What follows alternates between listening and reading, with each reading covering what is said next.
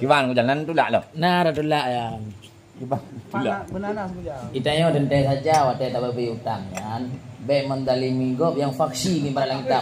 Yang faksinya hana tolerin BO pi. Banyak resiko dalam berutang. Hana i agama cukup penting katanya.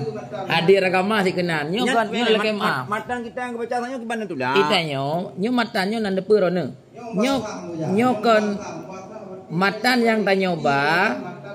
Matan yang tanyoba nyen galau mengenal uang kertas mantang pakai dumureng. Nyan mah hana JO isai hana faksian, wate rugogop hana keji. Mandu matan yang nebale urang ron, hana kita kontemporer sapa pi? Bukitaan. Baru na atra kontemporer, ciningi ilang syarah yakut nafis, atau takrir rasa tidak. Utang juga. Tak betul matanya nana salah ambil dulu. Matanya nana salah ambil. Matan itu kitab jamun kalau menapa yang kerja. Jadi hana ruga urang. Jadi kan kibang hana ruga.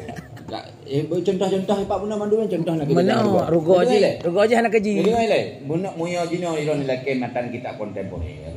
Pak Tu alasan iron hanjit nerima ngotek pusaban peng kertas nganji. alasan lagi contoh lu pegah benar. Oleh kan kita mal kontemporer yang ron dakwah yang pegah gi baju lagi ron pegah. Padahal kira mentang. Kai le lu lihat juga ada ku Rahimi Pak. Kan karena matan kita bacanya jelas untuk baju buku hukumannya. Yang sesuai dengan konteks zamannya, benar sekali itu. Anak salah ya. Konteks zaman. Ya, nya enggak salah ya. Nya pegah hana berubah tak salah ya. Sama fikihnya berkembang. Kalau Indron yang pegah berubah. Fikih berkembang. Meno kan contoh contoh belum pegah. Sertu ribe jamun do 60 juta rempok tak boleh mo. Urangnya sertu ribe peng Indonesia. Kan itu kan pulung pegah maki baru go urangnya. Mana rona? Ejok konsep dalil. Ataron dulenya matanon ka betul yang konsep pada zamannya. Kon peng yang tamu tang jino.